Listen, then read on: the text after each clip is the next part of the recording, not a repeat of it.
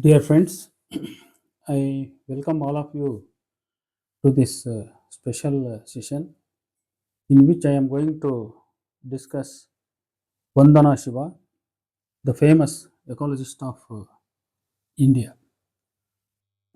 It is an essay I had prepared for a second PUC class because this was the text introduced for second PUC students, and that critical essay I am going to present you because it has socio-economical, political, and at the same time ecological importance. It has such an important message. That's why I am interested to share this message among the public. Let us go to the text. You can watch the text on the screen as well. I am going through this.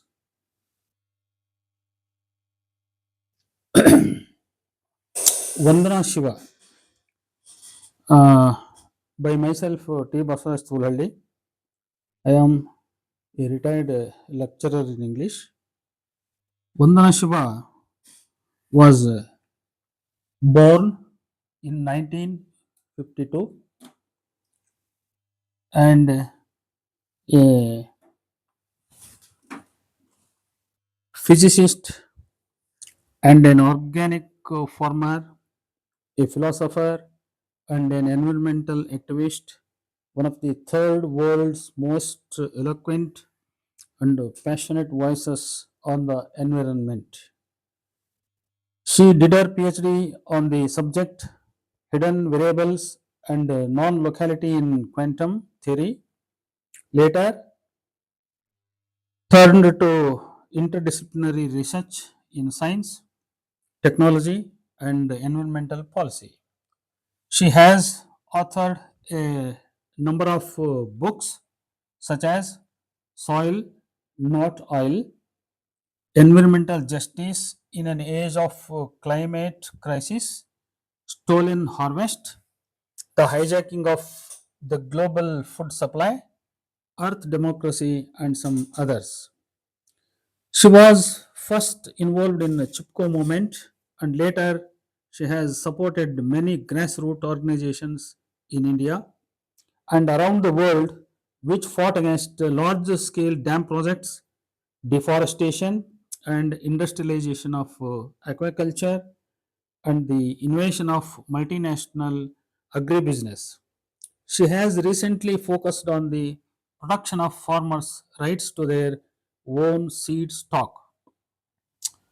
Through her struggle and intellectual works, she had established her reputation at national and international level.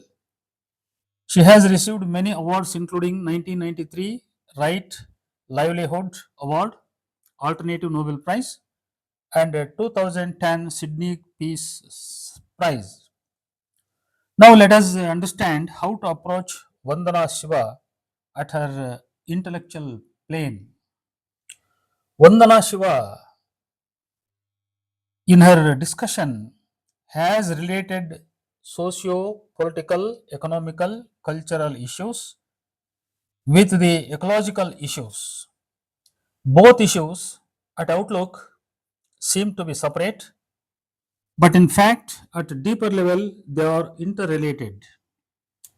For example, the issues such as communal clashes, Naxalism, unemployment, malnutrition, various kinds of exploitation, farmers' suicide, etc., which belong to the first kind of issues, seem to have no relation with the other issues such as pollution, infectious diseases, tsunami, earthquake, deforestation, landslide, scarcity of drinking water, etc., which belong to the second kind of issues. But at the bottom, they are interrelated. The problem of one spare causes the problem of the other.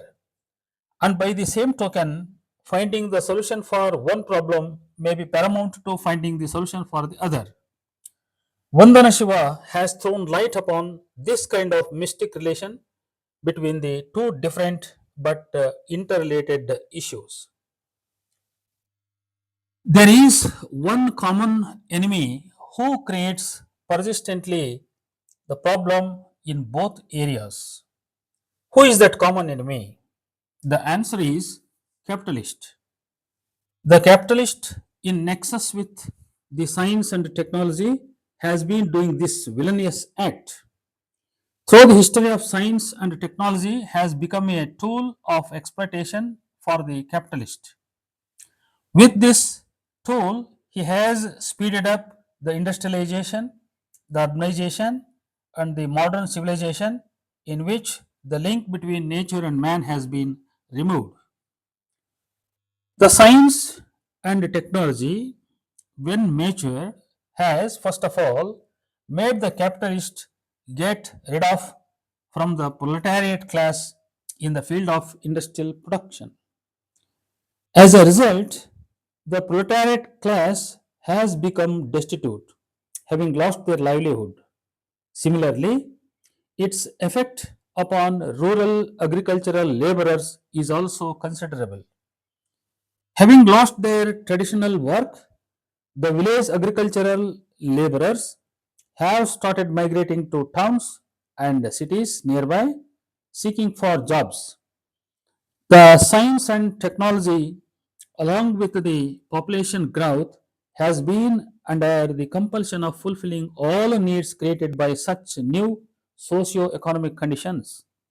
In this direction, it has caused the geographical enlargement of towns and cities, which has been taking place day by day due to the persistent growth of urban population.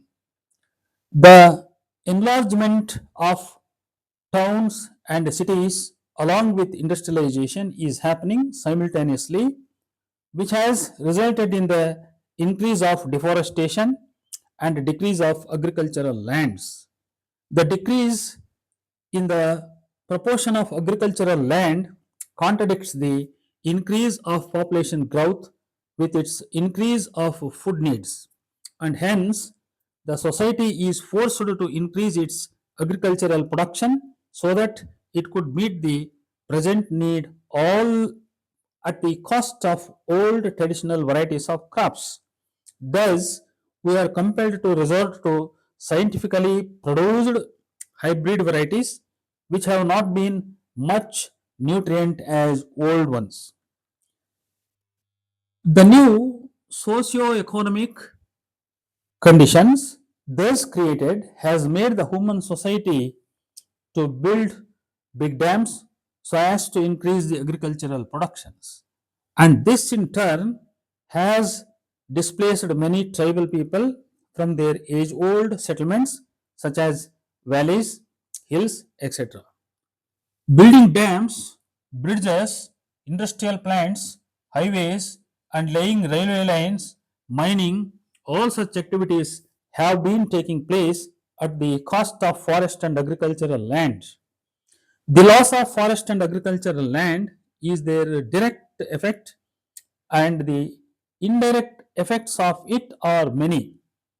All kinds of pollutions and the related diseases, the extinct of various animals, birds, the disappearance of different herbal and food plants, creepers, leaves, roots, seeds, fruits, etc. The other major problems to be mentioned are drought situations, scarcity of drinking water, global warming. The roots of unemployment, starvation, social crimes, violence, exploitation of child labor, and women and other problems are found to have connection with such socio-economic conditions thus created by the capitalists with the power of science and technology. Bertrand Russell, in his work, The Impact of Science on Society, has noted the following. The Industrial Revolution caused unspeakable misery both in England and in America. The people were deprived of their happiness once they had in early 18th century. Cotton industry itself pushed children to work from 12 to 16 hours a day. The children often began working at the age of 6, 7. They were beaten to keep them from falling asleep at work. And in spite of this, many children who failed to awake fell rolled in machinery and killed. Hand craftsmen were thrown out by machines. Rural laborers were compelled to migrate to cities. The peasants became destitute. As a whole, the science and technology of the West has become dominant, and in the past it helped colonial rulers, and now it has helped the neo-colonialism to emerge. This system of knowledge has made all other innumerable local knowledge systems disappear. Vandana Shiva has discussed this in her work called Monoculture of the Mind. Let us have a look at a few things of this work. Monocultures of the Mind. In her work mentioned above, Vandana Shiva has dealt with the two different knowledge systems, the one local knowledge system and the other universal knowledge system. What is nowadays projected as modern, Western, scientific, and universal is also itself a local one. But this very local parochial tradition has been spread worldwide through intellectual colonization. Against this dominant Western knowledge, all the local knowledge systems are made to disappear, first by getting them neglected, by negating their values and their existence. For example, local medical knowledge, organic farming methods that represent the two main areas of local knowledge have been neglected and treated as old, primitive, unscientific ones. The Western knowledge systems have emerged from colonizing culture, and in turn they are colonizing themselves. They are legitimized, whereas the local alternatives are delegitimized. What is really universal should spread, all would should spread and would spread in openness. But this globalizing local, the Western one, is spreading by violence and mispresentation. The first level of violence unleashed on local systems of knowledge is not to see them as knowledge. That is why local knowledge system collapse without trial and test when confronted with the dominant West. Besides, the local knowledge is denied the status of a systematic knowledge by treating it as primitive and unscientific one, whereas Western knowledge is treated as scientific and universal. The main complaint of Vandana Shiva against the Western system of knowledge is that it is the Western itself which is blind against local alternatives. The scientific label assigns a kind of sacredness or a social immunity to the Western system. This dominant system, by elevating itself above the society and the other knowledge system, and by simultaneously excluding other knowledge system from the domain of reliable and systematic knowledge, creates its exclusive monopoly. Paradoxically, it is these knowledge systems which are in fact closed to scrutiny and evaluation are considered most open. Modern Western science is not to be evaluated but to be accepted. By causing local traditional alternatives disappear, the modern Western knowledge breeds a monoculture of the mind. For example, monocultures of monocultures of introduced plant varieties, example scientifically crossed, have displaced and destroyed umpteen local varieties. It also has destroyed the it also has destroyed the very conditions for diverse species to exist. The term monoculture of the mind can be illustrated best with the changes taking place in forestry and agriculture. The scientific forestry and scientific agriculture separates the plant world from agriculture world. It reduces forestry to a merely timber and wood supply, and it doesn't consider food is related to forestry. In the local knowledge system, there is no such artificial separation made between a forest supplying commercial wood and agricultural land supplying food commodities. The forest and agricultural land are in ecological continuum, and the activities in forest contribute to the food needs of the local community, and agriculture itself is modeled on tropical forest. Some forest dwellers directly collect food from forest, while others who practice agriculture outside the forest make their agricultural land fertile with the help of the forest. This kind of interrelation between the forest and the agriculture has been disturbed by the modern scientific approach. As a result, such knowledge system which have emerged from such a food giving capacities, life support capacities of forests have been eclipsed and finally erased. A number of examples can be cited in this regard. Among the period of Hununu in Philippines, there are 1,600 categories of plants, of which the trained botanists can distinguish only 1,200 categories. The knowledge of 160 crops of the Luwak tribe in Thailand is not counted as a knowledge by dominant knowledge system. Food system based on forest also has met the same fate at the hands of the dominant system. For example, rainforest of Southeast Asia supply all food needs of the Kawana, Kenya, and the Punan Bah. The wild flora of the forest is major source of food for Tiruri people. Some 223 basic plant types are directly exploited from surrounding forests. Some of the most important food items are mushrooms, ferns, and the hearts of various plants, which include bamboo shoots and wild palms, wild bananas.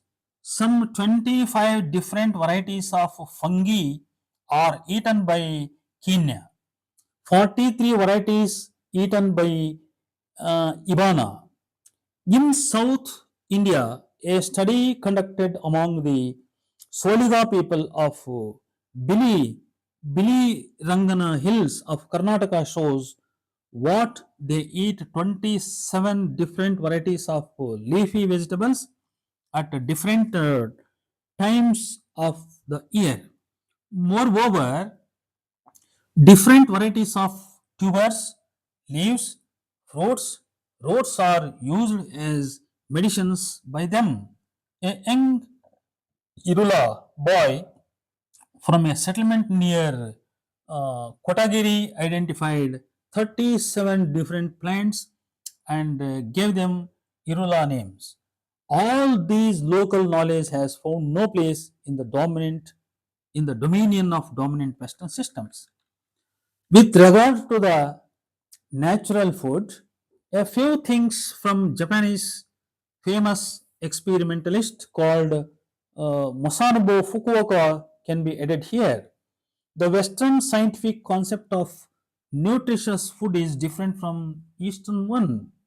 They believe that certain amount of starch, fat, protein, minerals, and vitamins a person eats a day make his well balanced diet. Without this, a good health cannot be preserved. But this belief itself proves to be false. What Western dietitian suggests creates far more problems than it resolves. The problem that lies in their nutritional science is that there is no effort to adjust the diet to the natural cycle. This kind of diet, which is not adjusted to natural cycle, isolates human beings from nature. Nutrition cannot be separated from the sense of taste. A delicious food is nutritious, and a nutritious one must also be delicious. Nutritious foods which are good for human body whet the appetite and are delicious, and the proper nourishment is inseparable from good flavor. As foods are directly connected to human spirit and emotion, the foods they eat must be delicious, and only the delicious ones are appealing to his emotion and spirit. But it is impossible to grow nutritious as well as delicious foods, breaking the laws of natural seasons. As Western scientific diet were accepted, it has become a practice with us that every food item that we need has been made available all the year round. Large scale production and long term storage has become necessary. Adoption of this method of diet has made the farmers to produce summer vegetables such as lettuce, cucumber, eggplants, and tomatoes even in the winter. But what is the result? It is unreasonable to achieve a balanced diet simply by supplying a great variety of vegetables and foods, regardless of their feasible seasons. The summer vegetables grown either in the winter or autumn can have none of the flavor and fragrance of those grown in summer beneath the sun by organic and natural farming. Unless we practice natural farming, natural food will not be available. Unless people become natural people, there can be neither natural farming nor natural food. Simply by having all food items technically representing all nutrition and proteins, we cannot keep our health good. Chemical analysis, nutritional ratios, and other considerations are the main causes of error. Now, let us pass the conclusion last. Plurality, unity in diversity are the principles of nature which go against all kinds of monoculture related principles. The monoculture related principles are seen found in various forms. What Bertrand Russell has called scientific oligarchy is also of this sort. In India, all monolithic, all monotheistic religions belong to the class of monoculture related principles. And in India, all monotheistic religions belong to the class of monoculture related principles. They preach one God, but as all ethnical details of innumerable tribal people say, there is no singular concept of God or the goddess. Similarly, the difference between colors, creeds, food habits, habitats, clothes, languages, customs, traditions, rituals are all the natural characteristic of the human society across the world. But monoculture minded people dislike this diverged pluralistic nature of the society. A dominant culture has always tried to destroy and demean the other minor local cultures. The role of English language across the world itself is a typical example. Many local languages have either almost lost their identity or become demeaned ones in many states where British rulers have ruled and spread their culture. With the disappearance of those local languages, the related cultures also have begun to disappear. We, the Kannada people, have begun to lose many of our customs and traditions along with our language. We have almost lost many of our proverbs, adages, slangs, inflections. Kannada language in total has also has Kannada language in total has long ago begun to have been creolized with English vocabulary and thus become Konglish.